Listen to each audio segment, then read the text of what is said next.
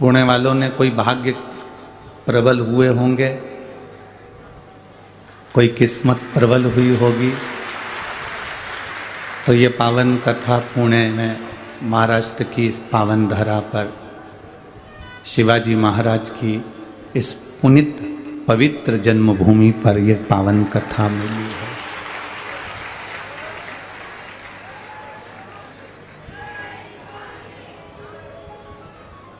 मनुष्य जन्म ले लेना बड़ा सरल है, उसमें कोई कठिनता नहीं है। आप थोड़ा सा अच्छा कर्म करोगे तो मानव का जन्म मिल सकता है, मनुष्य का जन्म प्राप्त हो सकता है। पर सबसे ज्यादा कठिन है मानव के जन्म को प्राप्त कर कर शिव की भक्ति करना।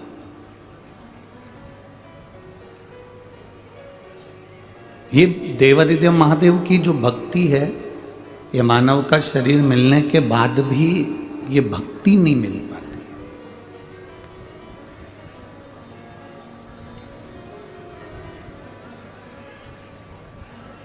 लाखों की संख्या में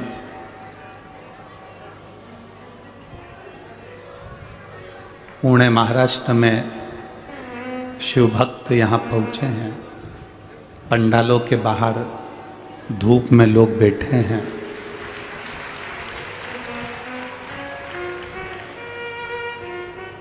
ये आपकी अविरल भक्ति है। हम जब यहाँ आ रहे थे तो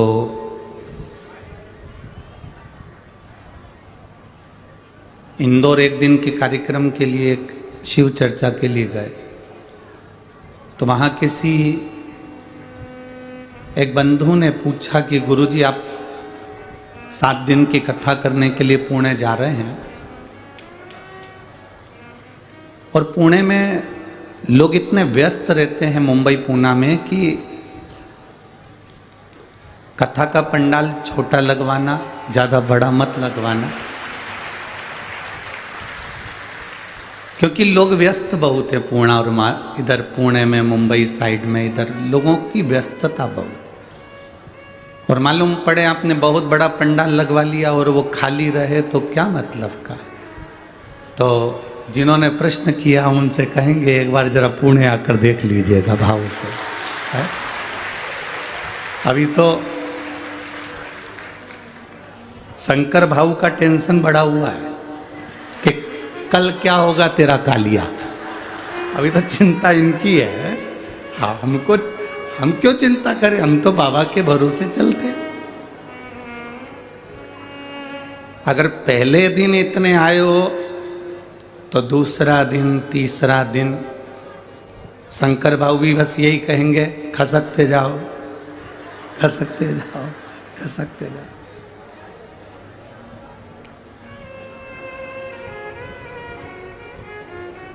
ये तो शिव भक्ति है। और बड़ी आस लेकर आप लोग यहां पहुंचे हो, बड़े विश्वास के साथ पहुंचे हो। ये झोली 7 दिन में मेरा देव अधिदेव महादेव कितनी भरकर भेजेगा, ये उसके ऊपर निर्भर करता है।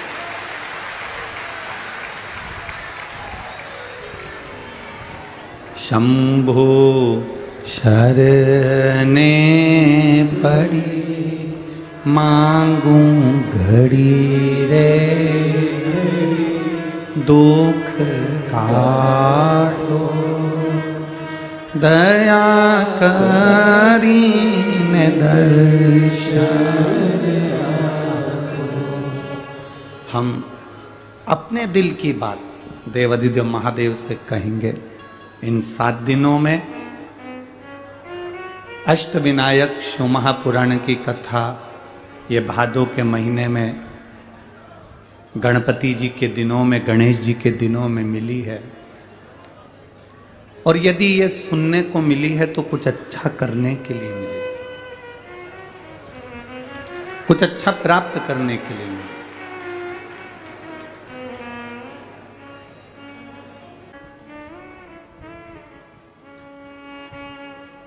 जहां के वृक्ष भी मोर का रूप लेकर आवाज लगाते हैं शिव जी को।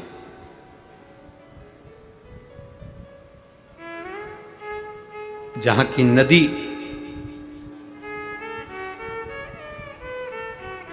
सिंधुरासुर असुर के कारण करहा रही है, तो उस नदी का नाम भी करहा पड़ गया। ऐसे देव अधिदेव महादेव, ऐसे मेरे शिव, ऐसे मेरे ओघड़ी, शंकर की पवित्र पावन भूमि मयूरेश्वर भगवान श्री मयूरेश्वर गणेश विनायक, अष्ट विनायक में एक विनायक।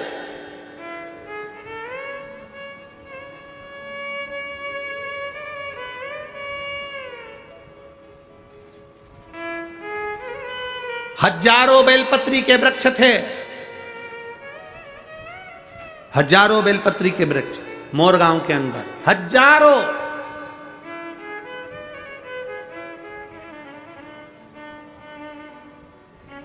और शिव जी की अति प्रिय भूमि थी मोरगांव, अति प्रिय भूमि।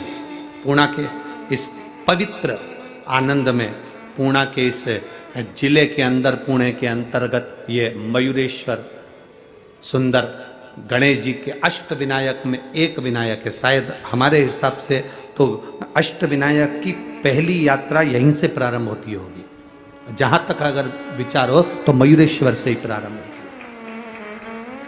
अष्ट विनायक की पहली दर्शन यात्रा अगर कोई निकलती होगी तो मयूरेश्वर से निकलती होगी। पहली मयूरेश्वर आता होगा, फिर उसके बाद दूसरे दूसरे गणेश।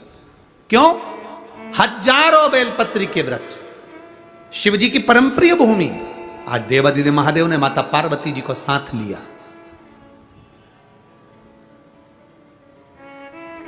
जिस समय पर देवराज के प्राण छूट गए, शंकर भगवान ने देवराज को नंदी पर बिठाया।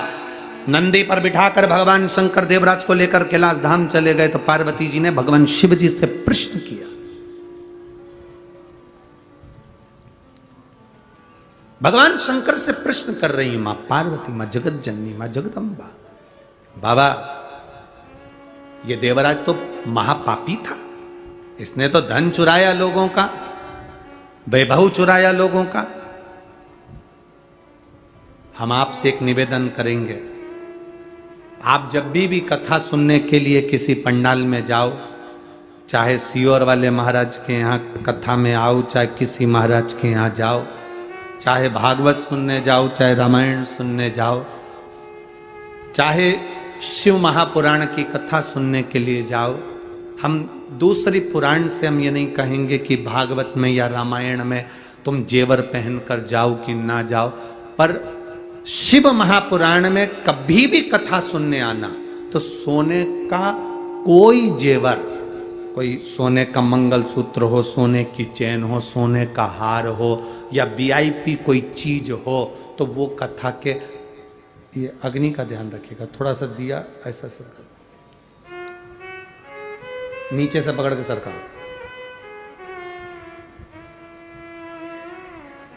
बस ठीक है, ठीक है।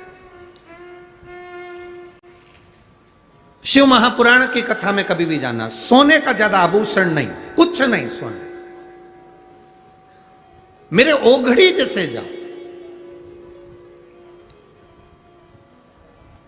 हम शंकर जी को दिखाने जा रहे हैं कि शंकर जी से मांगने जा रहे हैं?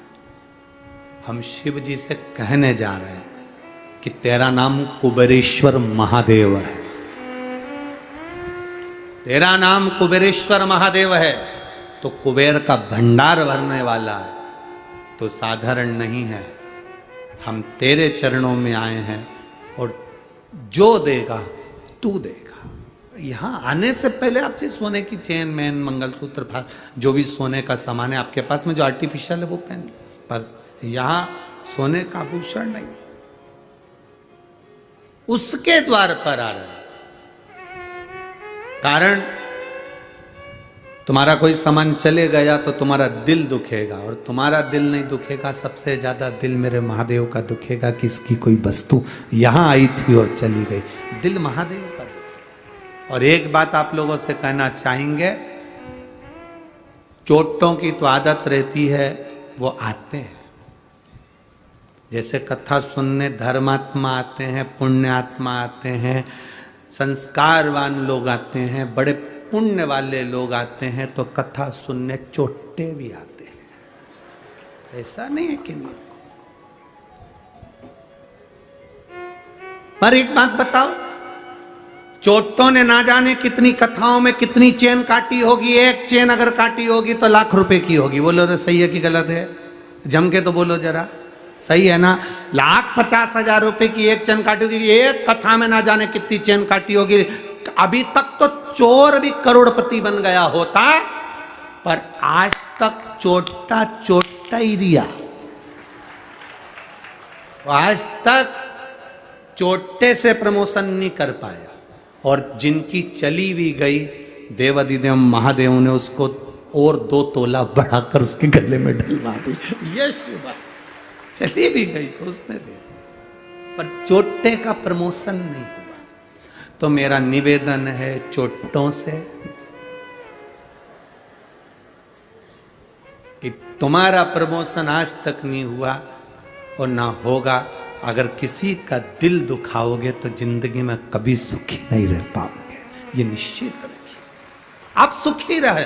हम शिव महापुराण की कथा कहती है, अड़भंग शिव है, अड़भंग। शंकर की भक्ति में जब जाना, शंकर की भक्ति में जब पहुंचना, तब अपने हृदय से पहुंचना, दिखावे से नहीं। शंकर को छल की जरूरत नहीं है, शंकर को छल नहीं चाहिए। शंकर को एक लोटा जल चाहिए। छल से कभी शिव प्रसन्न नहीं हुआ। शंकर कभी प्रसन्न नहीं हो सकता तुम्हारे छल से।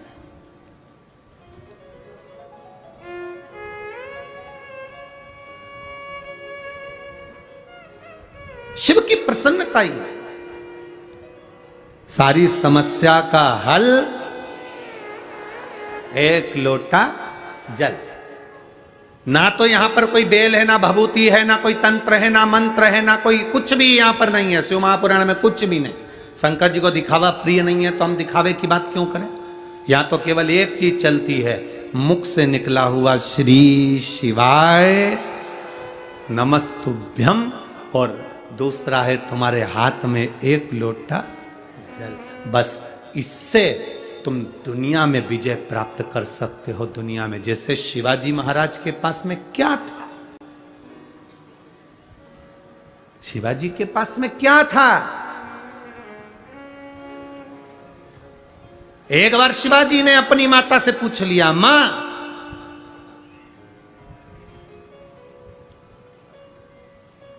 अगर दुश्मन प्रबल भी है, बहुत प्रबल दुश्मन है, और उस दुश्मन को भी आधा करना हो। मैंने कथाओं में सुना है मां, जब बाली के सामने कोई जाता था तो उसका बल आधा बाली में चला जाता था, बाली आधे बल को खींच लेता था। तो मां, अगर संसार सागर में हमारे पास इतना तप नहीं है, हमारे पास इतना बल नहीं है, फिर भी सामने वाले दुश्मन के बल को अगर आधा करना है और अपने बल को प्रबल करना है, तो युद्ध के मैदान में करा क्या जाए। तब शिवाजी की माता ने केवल एक नारा शिवाजी को दिया था, हारा हारा महा। एक नारा शिवाजी को दे दिया, शिवा जब तू टूट पड़े, तेरे सामने, तेरे हाथ में अगर तलवार भी नहीं हो, तब महादेव के नाम को पुकारना, सामने वाले का बल आधा हो जाएगा और तू विजय होकर आएगा। तो विजय। माहिल्या, माहिल्या बेधव्य हो गई, माहिल्या विधवा हो गई, अकेली रह गई। जीतूंगी कैसे? इधर से लोग आक्रमण कर रहे, उधर से लोग आक्रमण कर रहे, सामने से लोग आक्रमण कर रहे। माहिल्या की नगरी को चारों तरफ से घेर लिया गया। अकेली माहिल्या अपने बेटों को देखकर दुखी हो रही है, आंखों से आंसू बह रहा था अहिल्या के। तब अहिल्या ने याद किया, मेरी मां कहती थी, अगर तेरे पास में शंकर है, शिव है, तो किसी की सामर्थ्यता नहीं कि कोई तेरे इस सिंहासन पर राज्य कर ले। अहिल्या ने सोचा ऐसा मां के शब्द माता अहिल्या को याद आए और मां अहिल्या अपने हाथ में शंकर के शिवलिंग को उठाकर चारों तरफ से जब द्रोही सेना लेकर खड़े हो गए तब मां अहिल्या शिवलिंग को हाथ में लेकर खड़ी हो गई। द्रोहियों विचार करने लगे कि इधर से हमारी सेना लेकर आ रहा है, उधर से ये सेना लेकर आ रहा है। मां अहिल्या की सेना उस समय पर तैयार नहीं हो पाई युद्ध के लिए, क्योंकि चारों तरफ से द्रोही चढ़ रहे थे।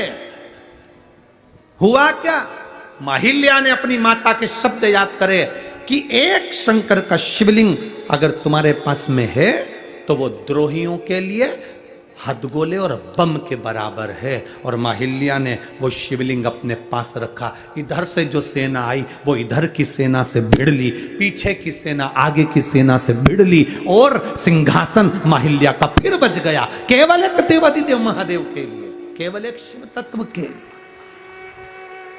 एक शंकर का शिवलिंग। आप लोगों ने माता अहिल्या की मूर्ति का दर्शन किया है कभी? माता अहिल्या के फोटो का दर्शन किया है कभी? माता अहिल्या की मूर्ति ऐसी कभी नहीं बनी जिस मूर्ति में माता अहिल्या के हाथ में शिव जी नहीं। माता अहिल्या का ऐसा कोई फोटो नहीं मिलेगा जिसमें माता अहिल्या के हाथ में शंकर का शिवलिंग नहीं। क्यों? क्योंकि माता अहिल्या कहती हैं ये शिव तत्व मेरे भीतर है, इसलिए आज मैं राजमाता बनकर बैठ सकी। एक विधवा, एक बेधव्य जिसका पति चले गया हो, वो नारी अपने आप को अकेला समझती है। अब होगा क्या, कौन देखेगा, कौन संभालेगा, क्या होगा? उस नारी को चाहिए तुम अकेले नहीं हो, बोल बम का नारा है और बाबा एक शिव तत्व तुम्हारे भीतर है, शंकर तुम्हारे अंदर है। उस शिव तत्व को तुम्हें प्रकट करना है, उस शिव तत्व को तुम्हें प्रसन्न करना है।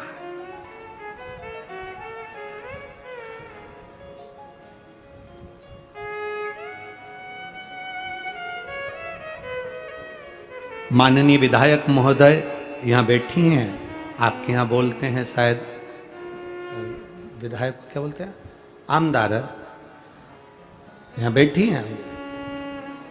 हाँ, विधायक महोदय यहाँ बैठी हुई हैं।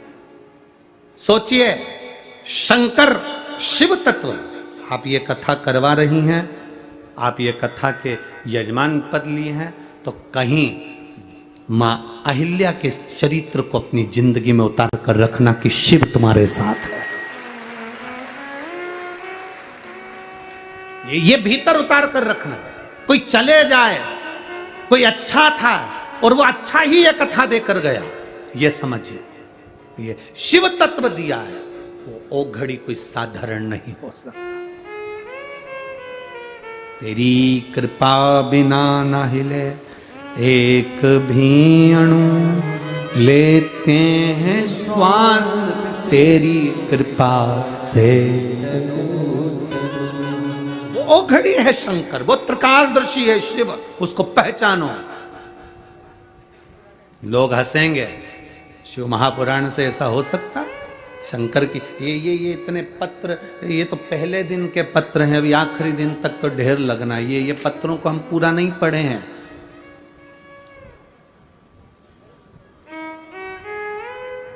इन पत्रों को पूरा नहीं पढ़ा, जब हाथ में आएंगे पढ़ेंगे, उसका स्मरण करें। इनमें लिखा, उसने अपने हृदय की बातों को लिखा है लोगों ने। क्या दिया देवाधिदेव महादेव। और आज आप लोग इस कथा को पुणे की इस पावन धरा पर बैठकर श्रवण कर रहे हो ना, सांगवी में। अगली कथा अगर महाराष्ट्र में कहीं पर भी होगी ना, एक पत्र तुम्हारा भी वहां पर लिखा हुआ आएगा कि मेरे को बाबा ने ये दिया, ये कृपा मेरे बाबा ने करी है। ये नासिक से आई बहन लिख रही है, केवल 15 दिन मांगे थे डॉक्टर से, केवल 15 दिन। ये 15 दिन दे दो, फिर हम किडनी का भी ऑपरेशन कराएंगे और उस गठान का भी ऑपरेशन करेंगे, केवल 15 दिन। अब 15 दिन में इसका कितना विश्वास होगा उस देवाधिदेव महादेव के प्रति कि वो करेगा, वो करेगा, वो साधारण नहीं है। मेरे भोले तेरा सहारा है, मेरे भोले तेरा सहारा है, मेरी नैया का तू किनारा है, मेरी नैया का तू किनारा है। ये शिव तत्व की प्राप्ति का केंद्र बिंदु है। पार्वती जी ने शिव जी से कहा, बाबा भोलेनाथ, आप ये पापी जीव को लेकर आ गए। ये देवराज ब्राह्मण था, ब्राह्मण के घर में जन्म लिया, ब्राह्मण कुल में जन्म लिया, पर इसने कभी ब्राह्मण कर्म नहीं किया, लोगों की दिल दुखाया, जान दुखाई, चोरी करके लाता था। कितना दिल दुखता होगा जिसके घर से चोरी करके लाता होगा। कैसे कैसे व्यक्ति जोड़ जोड़ के 1-1 रुपया इकट्ठा करे और चोर लेकर चले जाए, तो उसका दिल कितना दुखता होगा, हृदय कितना दुखता होगा।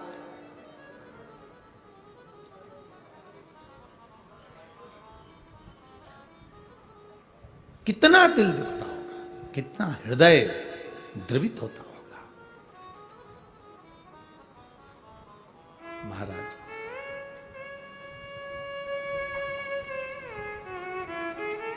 कभी हमारा दिल दुखता है एक घोड़े को देखकर, उस पे लोग बैठकर जा रहे हैं। एक बैल,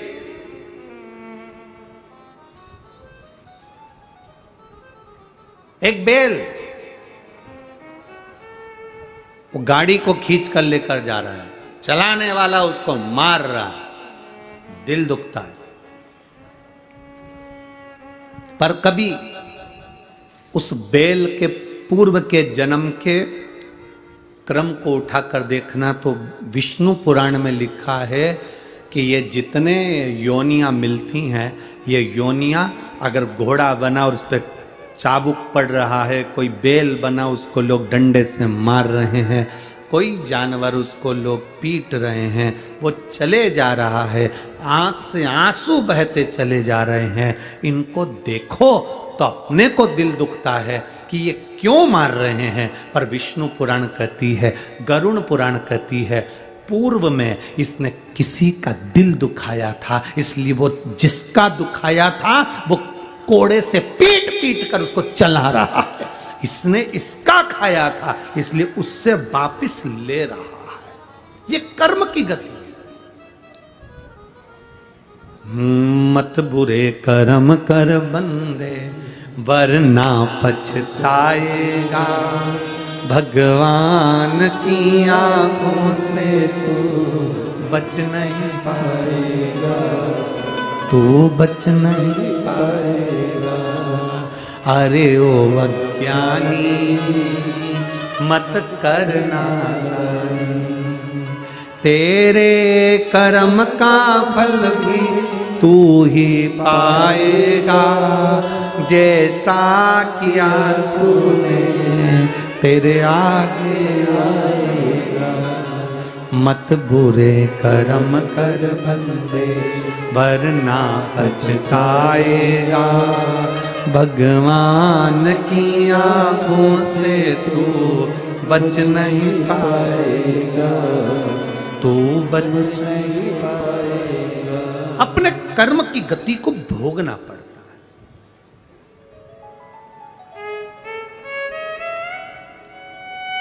भोगना पड़ेगा। एक कथा पहले कही है, आपके स्मरण में होगी। एक चोर चोरी करने सेठ जी के यहाँ गया। सेठ जी बड़ा दयालु था, कोई उधार मांगने आता था तो उसको दे देता था। सेठ जी, मेरी बेटी की शादी है, ले जा। कब देगा? ये जन्म में देगा कि वो जन्म में देगा? जो ईमानदार होता था वो कह देता था यही जन्म में दे दूंगा। जो खाने की नियत रखता था वो कहता था अगले जन्म में दूंगा। उसको मालूम है कि अगला जन्म किसने देखा। सेठ जी उधार दे देता था।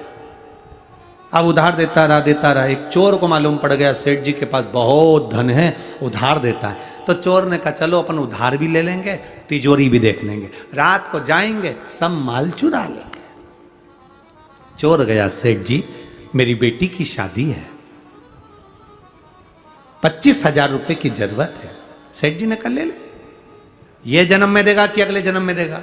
अब चोर तो चोर, उसने कहा अगला जन्म किसने देखा? सेठ जी अगले जन्म में दूंगा। ठीक है ले जा, दे दिया। उसने तिजोरी देख ली। रात को चोर आया चोरी करने के लिए, सेठ जी क्या बहुत सारी भैंस बंधी हुई थी। उस भैंस के तबेले में चोर घुस गया। उसने कहा सेठ जी जाएंगे, रात को इनकी तिजोरी का माल चुरा लूंगा। रात हो गई, सेठ जी जाने लगे। सेठ जी जैसे ही गए, आपस में भैंस सब बात करने लगी। एक भैंस ने दूसरी भैंस से पूछा, क्यों री भैंस जी तू कितने साल से दूध दे रही है? उसने कहा 4 साल हो गए। एक कहती है मुझे 5 साल हो गए, कोई कह रही मुझे 3 साल हो गए। सब आपस में बात कर रही थी। एक बूढ़ी भैंस बैठी थी, मुंह से जुगाली कर रही थी। किसी ने पूछा, भैंस अम्मा, ओ भैंस अम्मा।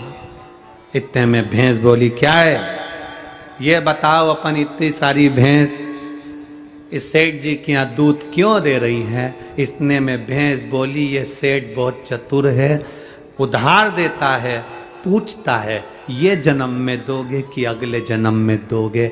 जो इस जन्म में नहीं देता, अगले जन्म में अपने जैसी भैंस बन के निचोड़ निचोड़ के देता। देना पड़ेगा। इस जन्म का इस जन्म में देते चलो। पहले भी कथा में कहा, कपड़े पर कॉफी गिर जाए तो अब्बी की अब्बी धो लो, चाय गिर जाए तो अब्बी की अब्बी धो लो, सब्जी गिर जाए तो अब्बी की अब्बी धो लो। 2-3 घंटे के बाद चाय धोगे तो दाग धुलेगा? बोलो बोलो, जम के बोलो रे। नहीं धुलेगा। चाहे तुम अच्छे पाउडर से धो, चाहे कैसे भी धो, चाय गिरी तुरंत धोया, चाय साफ। कॉफी गिरी तुरंत धोया, कॉफी साफ। सब्जी गिरी तुरंत धोया, सब्जी साफ। बाद में धोगे तो वो दाग रह जाएगा। इसलिए पाप अगर अभी करो तो अभी साफ करो, अभी।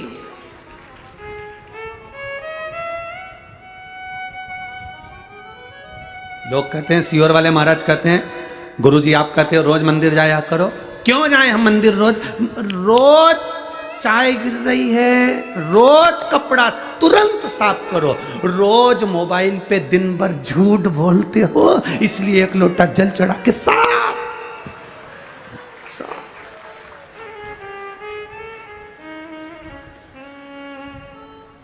कितना झूठ। अभी वो तो भगवान भला करे, वो पायलट का, वो तो गाड़ी ला रहा था, वो बस एक गाड़ी वाला पीछे डब्बा बंधा और यहाँ ऐसा कुछ लगा उसके कान में। भगवान जाने क्या क्या फंसा के रखे, ऐसे कान में यूं बोलता भी जा रहा, बड़बड़ करता जा रहा। हमारी भाषा में तो सुना। जब वो गाड़ी के पास में थोड़ी देर खड़ा हुआ, तब वो बोल रहा था कि मैं यहाँ सांगवी तक पहुँच गया। चिंचीवाड़ा क्या बोले? हाँ जो भी है, तुम समझ गए ना, बस बाकी जाने दो, तुम्हारा समझना जरूरी है। तो मैं यहाँ तक पहुँच गया। हमने पायलट से पूछा, क्यों रे भैया ये कौन सा एरिया है? तो क्या मिलिट्री का एरिया बता। और बोला भी चिंचीवाड़ा कौन सा वाड़ा है? तो ये कहाँ पर है? तो कि गुरुजी वो तो 5-6 किलोमीटर दूर है। तो मैंने कहा अब भी बोल रहा हूँ कि मैं यहाँ पर हूँ और खड़ा मिलिट्री एरिया में। हमने कहा कितना झूठ बोल रहा है। तो हमने पायलट से कहा जरा गाड़ी रोक, अपन कह देते हैं 1 लोटा पानी चढ़ा दे, आज की आज साफ धुल जाए। अब बोले सो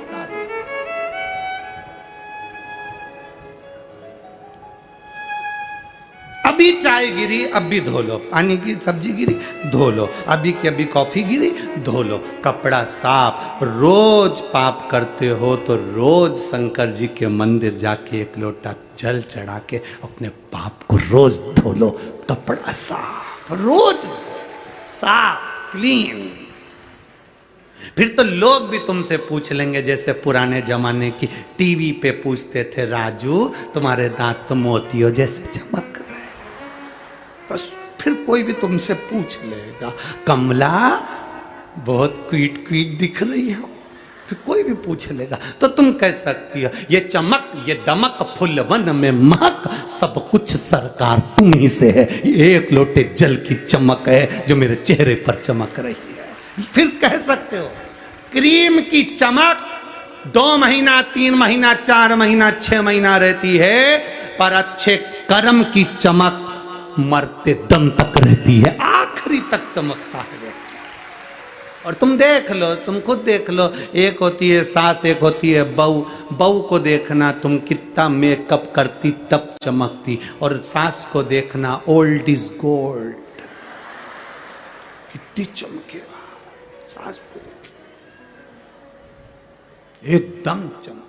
सास कुछ नहीं करती, बस ऐसे ही बाल माल को लगा लोगों के, बिंदी लगा के, उनके होठ भी अगर ऐसे थोड़े बहुत रूखे रह जाए तो थूक निकाल के पोछ पोछा के। और सास तो 1-2 घंटे तक ऐसी कुछ भी नहीं करती तुम्हारे जैसी कि 1 घंटे तक तुम पहले लाइन खींचो, फिर वहां में डब्बा भरो, ऐसी सास नहीं करती। सास तो एक ही बार में ऐसी लिपस्टिक भी ले लेंगे तो चूल्हा लगा के, और जो देखे वो सास तो सास, उसको कोई मतलब ही नहीं। तुम्हारी चमक तुम्हारे पास, पर जो बुजुर्ग है उसके चेहरे की जो चमक होती है, वो चमक इन मेकअप से नहीं होती। बुजुर्ग की चमक भगवान की भक्ति से तीव्र बन जाती है, शिव तत्व से तीव्र बन जाती है, शंकर की उदारता से तीव्र बन जाती है। ये चमक, ये दमक, फूल वन में महक, सब कुछ सरकार तुम्हीं से है। तो ये हम अगर आज पाप कर रहे हैं तो आज धोते चलो, हम आज झूठ बोल रहे हैं आज पुण्य करते चलो, आज हमने गलत किया तो उसको पुण्य करते। मत बुरे कर्म कर वरना पछताएगा, भगवान की आंखों से तू बच नहीं पाएगा, तू बच नहीं पाएगा। इसलिए याद रखना तेरा क्या होगा रे कालिया, ये याद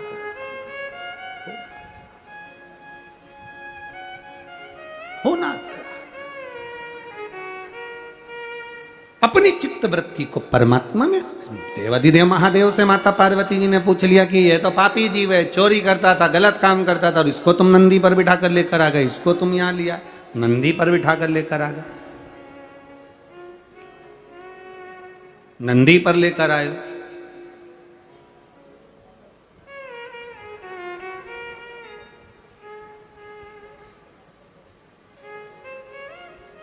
अब शिवजी बोले इसने जो पुण्य करा वो सुन।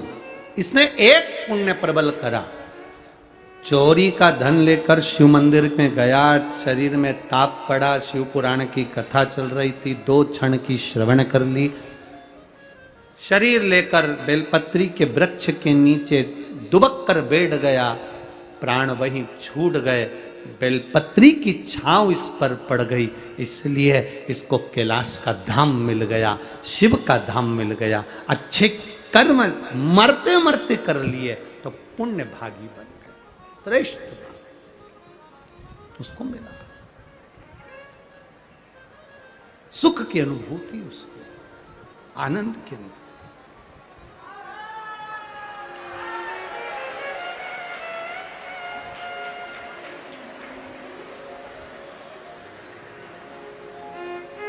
बोल गंगेश्वर महादेव की, हर हर गंगे। शिव तत्व की प्राप्ति है। पार्वती जी ने शिव जी से जब बात करी, संवाद किया, कहा, निवेदन करा, प्रार्थना, बाबा मेरे एक मन है। शिव जी ने पूछा क्या? क्या पापी से पापी जीव भी अगर बेलपत्री के वृक्ष की छांव के नीचे आ जाता है तो उसका कल्याण हो जाता है? क्या उसकी मुक्ति हो जाती है, उसका मोक्ष हो जाता है? बाबा कहते हैं सुनो पार्वती, जिसके आंगन में, जिसके घर में एक बेलपत्री का पौधा होता है, जिसके आंगन में, जिसके घर में एक बेलपत्री का पौधा होता है, या उसने आंगन में या घर में बेलपत्र ना लगाई हो, किसी मंदिर में, देवालय में, शिवालय में, बगीचे में, बाग में, सरोवर के तट पर, बावड़ी के तट पर, जंगल में, कहीं किसी स्थान पर अपने जीते जी अगर उसने एक बेलपत्री का पौधा लगाया होता है, शिव जी कहते हैं उस जीव का दूसरी बार पृथ्वी पर जन्म नहीं होता, वो शिव धाम को चला जाता है, शिव धाम को चला।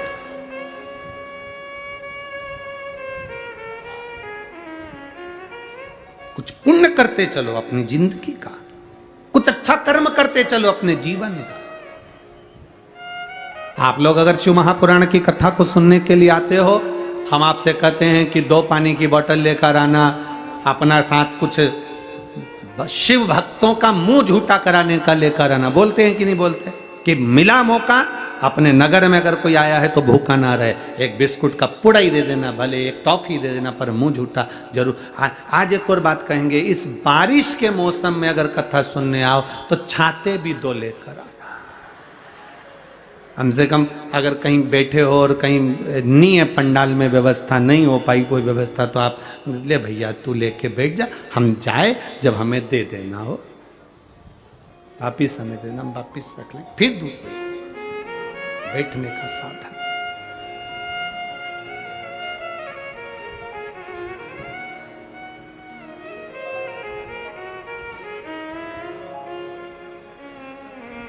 अरे भोले भंडारी रे, दूर करो दुख मेरा, ओ त्रिपुरारी रे, दूर करो दुख मेरा। पार्वती जी शिव जी से कह रही हैं, पापी से पापी जीव का कल्याण है बेलपत्र। हाँ,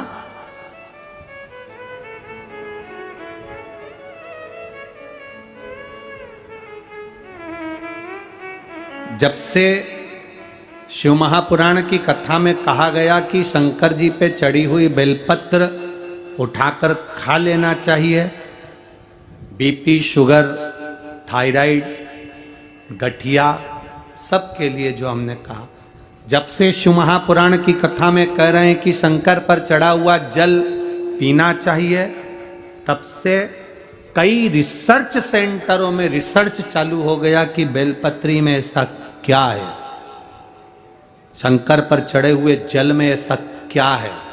रुद्राक्ष का गला हुआ जल शंकर को चढ़ाने पर पीने में रुद्राक्ष में ऐसा क्या है।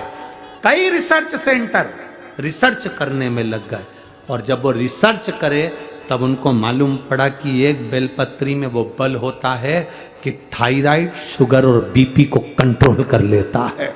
तब उनको मालूम पड़ गया।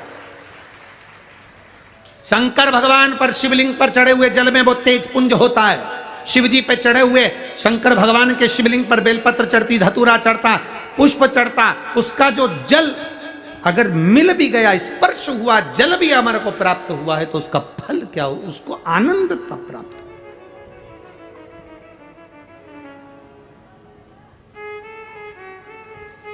आनंद।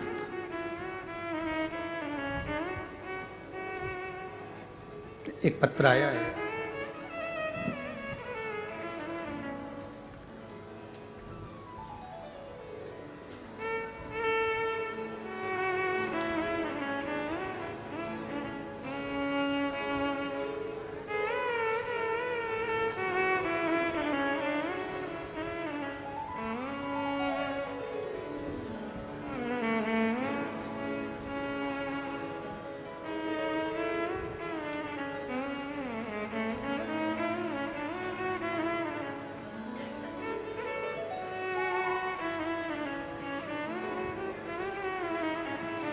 डॉक्टर सुनीता कैलाश पाटिल,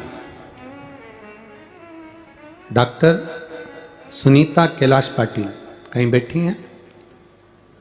बैठी हो तो हाथ हिला सकते हैं। Doctor Sunita Kailash Patil, Nashik, Maharashtra. Mobile number ये है, कहीं बैठी हो तो अपना हाथ हिला सकती है जहां कहीं भी बैठी हो। गुरुजी, मैं होम्योपैथी डॉक्टर सुनीता कैलाश पाटिल, गुरुदेव। हम लोग दवाई से बीमारियां ठीक कर सकते हैं, लेकिन गुरुदेव जीवन में बीमारियों से ज़्यादा जिनको चुनौतियां आ जाती हैं, जहां एक लिखा पढ़ा इंसान भी निराश हो जाता है। मेरी लड़की, हम डॉक्टर हैं गुरुदेव, इलाज करते